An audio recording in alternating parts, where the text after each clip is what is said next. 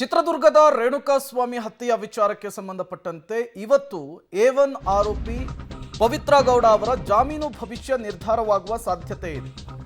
ಕೆಲವು ಕ್ಷಣಗಳಲ್ಲಿ ಪವಿತ್ರ ಗೌಡ ಅವರ ಜಾಮೀನು ಭವಿಷ್ಯ ನಿರ್ಧಾರವಾಗುತ್ತೆ. A1 ಆರೋಪಿ ಪವಿತ್ರ ಗೌಡಗೆ ಇವತ್ತು ಜಾಮೀನು ಸಿಗುತ್ತಾ ಅನ್ನುವಂತಹ ಪ್ರಶ್ನೆ. ವಾದ ಪ್ರತಿವಾದವನ್ನ ಆಲಿಸಿ ಆದೇಶವನ್ನ ಕಾಯ್ದಿರಿಸಿದೆ ಕೋರ್ಟ್. ಜಾಮೀನು ನೀಡದಂತೆ ವಾದವನ್ನ ಮಂಡಿಸಿದ್ರು special public prosecutor Prasanna Kumar ಅವರು.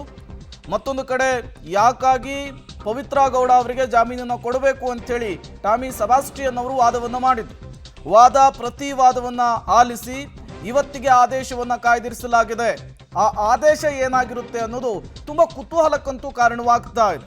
ಯಾಕೆಂದ್ರೆ ಪೊಲೀಸರ ಇನ್ವೆಸ್ಟಿಗೇಷನ್ ನಲ್ಲಿ A1 ಆರೋಪಿ ಆಗಿದ್ದಾರೆ ಪವಿತ್ರ ಗೌಡ. ಈ ರೀತಿಯ ಮರ್ಡರ್ ಕೇಸ್ಗಳಲ್ಲಿ ದೋಷಾರೋಪ ಪಟ್ಟಿ ಸಲ್ಲಿಕೆಗೂ ಮೊದಲು ಜಾಮೀನು ಸಿಗುವಂತಹದ್ದು ತುಂಬಾ ರೇರ್. ಹಾಗಾಗಿ ಈ ಪವಿತ್ರ ಗೌಡ ವಿಚಾರದಲ್ಲಿ ಇವತ್ತು ಜಾಮೀನು ಭವಿಷ್ಯ ಏನಾಗುತ್ತೆ ಅನ್ನುವಂತಹ ಪ್ರಶ್ನೆ ಸಹಜವಾಗಿಯೇ ಮುನ್ನೆಲೆಗೆ ಬರ್ತಾ ಇದೆ. ಟಾಮಿ ಸೆಬಾಸ್ಟಿಯನ್ ಅವರು ಫೇಮಸ್ ಕ್ರಿಮಿನಲ್ ಲಾಯರ್. ಅವರು ಪವಿತ್ರ ಗೌಡ ಪರವಾಗಿ ವಕಾಲತ್ತನ್ನು ವಹಿಸಿದ್ರು, ಹಲವು ವಿಚಾರಗಳನ್ನು ಪ್ರಸ್ತಾಪಿಸಿದ್ರು. ಪವಿತ್ರ ಗೌಡ ಈ ಪ್ರಕರಣದಲ್ಲಿ ಭಾಗಿಯಾಗಿದ್ದಾರೆ ಅನ್ನೋದು ಕಪೋಲ ಕಲ್ಪಿತ ಅಂತ ಹೇಳಿದ್ರು. ವಾದ ಪ್ರತಿವಾದ ಎರಡನ್ನೂ ಕೂಡ ಈಗಾಗಲೇ ನ್ಯಾಯಾಲಯ ಆಲಿಸಿದೆ. SPP ವಾದ ಹೇಗಿತ್ತು ಹಾಗಾದ್ರೆ? ಫೆಬ್ರವರಿ ತಿಂಗಳಲ್ಲಿ ರೇಣುಕಾಸ್ವಾಮಿ ಬೆತ್ತಲೆಯ ಫೋಟೋವೊಂದನ್ನು, ನ್ಯೂಡ್ ಫೋಟೋವೊಂದನ್ನು ಪವಿತ್ರ ಗೌಡ ಅವರಿಗೆ ಇನ್ಸ್ಟಾಗ್ರಾಮ್ ಮೂಲಕ ಕಳುಹಿಸಿಕೊಡ್ತಾನೆ. ಜೂನ್ನಲ್ಲಿ ಈ ಬಗ್ಗೆ ಸಂಬಂಧಪಟ್ಟವರ ಗಮನಕ್ಕೆ ಪವಿತ್ರ ಗೌಡ ತಂದಿರ್ತಾರೆ. ಸ್ಪೆಷಲ್ ಪಬ್ಲಿಕ್ ಪ್ರಾಸಿಕ್ಯೂಟರ್ನ ವಾದ ಇದು. ಪವನ್ಗೆ ರೇಣುಕಾಸ್ವಾಮಿಯ ನಂಬರನ್ನು ಪವಿತ್ರ ಗೌಡ ಅವರೇ ಕೊಟ್ಟಿರ್ತಾರೆ. ನೋಡು, ಹ್ಯಾಂಡಲ್ ಮಾಡು ಅಂತ ಹೇಳಿರ್ತಾರೆ. ಪವಿತ್ರ ಅಂದುಕೊಂಡು ಪವನ್ಗೆ ರೇಣುಕಾಸ್ವಾಮಿ ನಿತ್ಯವೂ ಕೂಡ ಮೆಸೇಜ್ ಮಾಡಿರ್ತಾನೆ. 1-to-1 ಕಾಂಟ್ಯಾಕ್ಟ್ ಇರ್ತಾನೆ. ಅದಾದ ಮೇಲೆ ಪವನ್ ಮೊಬೈಲ್ನಲ್ಲಿಯೇ ರೇಣುಕಾ ಜೊತೆಗೆ ಪವಿತ್ರ ಕೂಡ ಮಾತನಾಡಿದ್ದಾರೆ. ಅದಕ್ಕೆ ಬೇಕಾದಂತಹ ಒಂದಿಷ್ಟು ಟೆಕ್ನಿಕಲ್ ಎವಿಡೆನ್ಸ್ಗಳು ಕೂಡ ನಮ್ಮ ಬಳಿ ಇದೆ. ಅಪಹರಣದ ಬಳಿಕ ಶೆಡ್ನಲ್ಲಿ ರೇಣುಕಾ ಮೇಲೆ ಪವಿತ್ರ ಚಪ್ಪಲಿ ಮೂಲಕ ಹಲ್ಲೆ ಮಾಡಿದ್ದಾರೆ. ಆ ಚಪ್ಪಲಿಯನ್ನು ಈಗಾಗಲೇ ಸಂಗ್ರಹಿಸಲಾಗಿದೆ. ಚಪ್ಪಲಿಯಲ್ಲಿ ರಕ್ತದ ಕಲೆ ಕೂಡ ಮೆತ್ತಿಕೊಂಡಿದೆ. ಪವಿತ್ರ ಚಪ್ಪಲಿಯಲ್ಲಿ ರೇಣುಕಾಸ್ವಾಮಿಯ ರಕ್ತದ ಕಲೆ ಪತ್ತೆಯಾಗಿದೆ. FSL ವರದಿಯಲ್ಲೂ ಕೂಡ ಇದು ದೃಢ ಆಗಿದೆ. ಹಾಗಾಗಿ ಈ ಪ್ರಕರಣದಲ್ಲಿ ಪ್ರತ್ಯಕ್ಷವಾಗಿ ಪರೋಕ್ಷವಾಗಿ ಪವಿತ್ರ ಗೌಡ ಅವರ ಪಾತ್ರ ಇದೆ ಅಂಥೇಳಿ ವಾದವನ್ನು SPP ಮಂಡಿಸಿದರು. ಇದಕ್ಕೆ ಪ್ರತಿಯಾಗಿ ಟಾಮಿ ಸೆಬಾಸ್ಟಿಯನ್ ಅವರು ಪ್ರತಿವಾದವನ್ನು ಮಂಡಿಸ್ತಾ ಹೋಗ್ತಾರೆ. ಪವಿತ್ರ ಗೌಡ ಕೊಲೆ ಮಾಡಿದ್ದಾರೆ ಅನ್ನೋದು ಕಪೋಲ ಕಲ್ಪಿತ, ಇದೊಂದು ಕಟ್ಟು ಕತೆ ಅಂತ ಹೇಳ್ತಾರೆ. ಕೊಲೆಯ ಸಂಚಿನಲ್ಲಿ ಪವಿತ್ರ ಗೌಡ ಅವರದ್ದು ಎಳ್ಳು ಕಾಳಷ್ಟು ಕೂಡ ಪಾತ್ರವಿಲ್ಲ, ಆಕೆ ಭಾಗಿಯಾಗಿಲ್ಲ ಅಂಥೇಳಿ ಪ್ರಬಲವಾಗಿ ವಾದವನ್ನು ಮಂಡಿಸ್ತಾರೆ.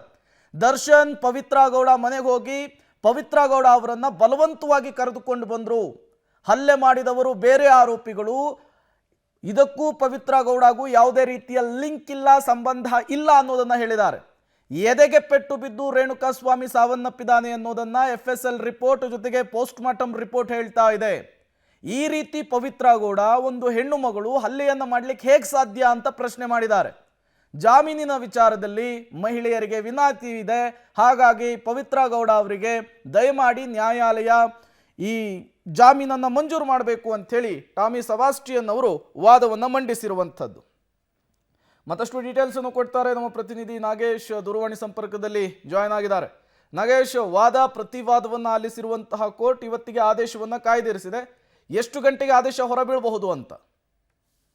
ರೇಣುಕಾಸ್ವಾಮಿ ಕೊಲೆ ಆರೋಪಿ ಅಂದ್ರೆ ಆರೋಪಿ ನಂಬರ್ 1 ಆಗಿರುವಂತ ಪವಿತ್ರ ಗೌಡ ಅವರು CCH ಕೋರ್ಟ್ ಅಲ್ಲಿ ಜಾಮೀನು ಅರ್ಜಿಯನ್ನ ಸಲ್ಲಿಸಿದ್ರು. ಅದಾದ ಬಳಿಕ ಜಾಮೀನು ಅರ್ಜಿ ವಿಚಾರಣೆಗೆ ಬಂದು ಎರಡೂ ಕಡೆ ವಾದ ಪ್ರತಿವಾದವನ್ನ ಆಲಿಸಿ ಇವತ್ತು 2:45 ಸುಮಾರಿಗೆ ಆದೇಶ ಹೊರಬೀಳುವ ಸಾಧ್ಯತೆ ಇದೆ ಅನ್ನುವಂತ ಮಾಹಿತಿಗಳು ಇರುವಂತದ್ದು. ಹಾಗಾಗಿ 2:45 ಸಮಯಕ್ಕೆ ಪವಿತ್ರ ಗೌಡ ಅವರ ಜಾಮೀನಿನ ಭವಿಷ್ಯ ನಿರ್ಧಾರವಾಗುತ್ತೆ. ಈಗಾಗಲೇ ಎರಡೂ ಕಡೆ ಅಂದ್ರೆ SPP ಮತ್ತೆ ಪವಿತ್ರ ಗೌಡ ಪರ ವಕೀಲರಾಗಿರುವಂತ ಟಾಮಿ ಸೆಬಾಸ್ಟಿಯನ್ ಅವರು ಸವಿವರವಾಗಿ ವಾದವನ್ನ ಮಂಡಿಸಿರುವಂತದ್ದು. ಅದರಲ್ಲಿ ಬಹಳ ಪ್ರಮುಖವಾಗಿ ಪವಿತ್ರ ಗೌಡ ಅವರ ಪಾತ್ರ ಈ ಒಂದು ಕೊಲೆ ಪ್ರಕರಣದಲ್ಲಿ ಏನೂ ಇಲ್ಲ. ಈಗಾಗಲೇ ಈ ಒಂದು ಪ್ರಕರಣದಲ್ಲಿ ಏನು ಪವಿತ್ರ ಗೌಡ ಅವರು ಹಲ್ಲೆ ಮಾಡಿದ್ದಾರೆ ಅನ್ನುವಂಥದ್ದು ಅಷ್ಟೇ ಬಿಟ್ರೆ ಅದ್ಯಾವುದೇ ಕಾರಣಕ್ಕೂ ಅದರಲ್ಲಿ ಯಾವುದೇ ಪಾತ್ರ ಇಲ್ಲ ಅನ್ನುವಂಥದ್ದನ್ನ ವಾದ ಮಾಡುವುದರ ಮೂಲಕ ಅವರಿಗೆ ಜಾಮೀನನ್ನು ಕೊಡಬೇಕು. ವಿಶೇಷವಾಗಿ 437 ಅಂದ್ರೆ ಮಹಿಳೆಯರು ಮತ್ತೆ ಮೈನರ್ ಇದ್ದಂತ ಸಂದರ್ಭದಲ್ಲಿ ಈ ಒಂದು ಸೆಕ್ಷನ್ ಅಡಿ ಅವರಿಗೆ ಜಾಮೀನನ್ನು ನೀಡಬೇಕು ಅನ್ನುವಂಥವನ್ನ ವಾದವನ್ನ ಮಾಡಿರುವಂತದ್ದು. ಅದಕ್ಕೆ SPP ಸಾಕಷ್ಟು ವಿರೋಧವೂ ಕೂಡ ವ್ಯಕ್ತವಾಗಿರುವಂತದ್ದು. ಚಾರ್ಜ್ ಶೀಟ್ ಸಲ್ಲಿಕೆ ಬಿಫೋರ್ ಯಾವುದೇ ಕಾರಣಕ್ಕೂ ಜಾಮೀನನ್ನ ಕೊಡಬಾರದು, ಈ ಪ್ರಕರಣದಲ್ಲಿ ಪವಿತ್ರ ಗೌಡ ಅವರ ಪಾತ್ರ ದೊಡ್ಡ ಮಟ್ಟದಲ್ಲಿ ಇದೆ ಅನ್ನುವಂಥದ್ದನ್ನ ವಾದಿಸುವ ಕೆಲಸವನ್ನ ಮಾಡಿರುವಂತದ್ದು. Prem. Okay, thank you Nagesh ತಮ್ಮೆಲ್ಲ